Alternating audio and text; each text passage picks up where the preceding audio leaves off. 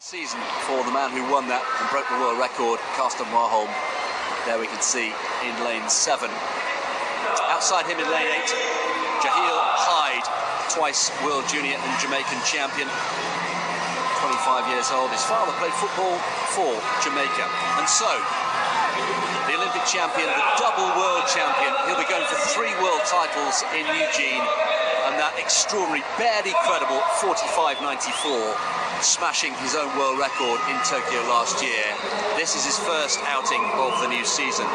Khalifa Rossa, look out for him, a strong finisher from the USA, 3rd fastest in the world this year, 48.10. He will be a real challenge, you sense, for Warholm. Yasmani Capello in the shades, as always, and in the orange vest. Cuban-born, representing Turkey, 35 years old now. He goes in lane 5.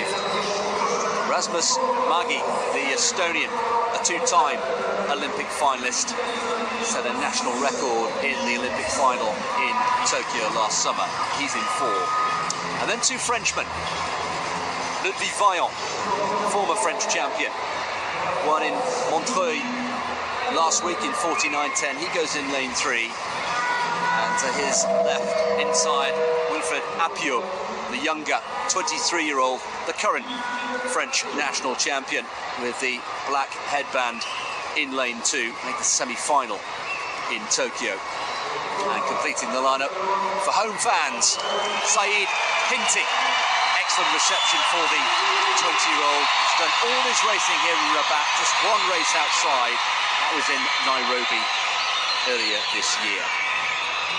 So light starting to fade here in Rabat.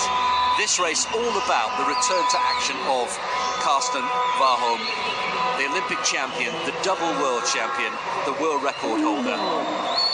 A new chapter, a new season. And don't forget, 12 months ago, in his first race of 2021, he broke the world record, 46.70, in his opening race of the season. Not suggesting for a moment he will do the same here in Rabat, but the world watching the man second from right in lane 7, his preferred lane 7. It's the one he loves to race in. Rossa from the US on is inside, and inside him in the orange, Capello from Turkey. Men's 400 metres hurdles. Well, Warholm said he's entering a new phase of his career. It's now about how far he can push himself. And he's gone! He's gone! Now, has he pushed himself too hard?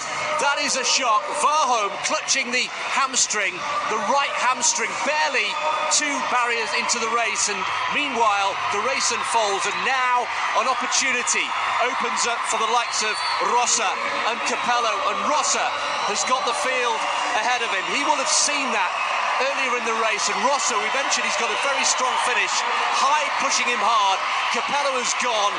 Magi trying to come back at Rossa. Now, where is this lightning finish we mentioned earlier on? Just the final barrier to go, and Rossa has the field at his mercy here, getting over the line in 48.25. Goodness me. Well, he's beaten the meeting record held by Felix Sanchez, the great Felix Sanchez. Rossa takes the win, but the story against all the odds, Karsten Warholm not finishing the race, and sadly, in the very first outing of 2022, is left clutching his right hamstring.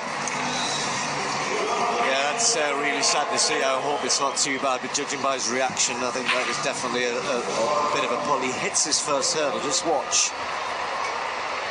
Yeah, clips it, and that just knocks him off balance, and just by getting knocked off balance, you're in full stride, your foot doesn't come down, you know, your leg isn't planted properly, and he's obviously tweaked. Let's hope it is just a tweak, nothing more than that. Where are we now? First week in June. We are less than 6 weeks from the World Championships. You can sometimes, for something like that, you can come back after 3-4 weeks perhaps. Yeah, that's not looking good necessarily for Karsten Warholm. Well, what a shame it would be if he weren't able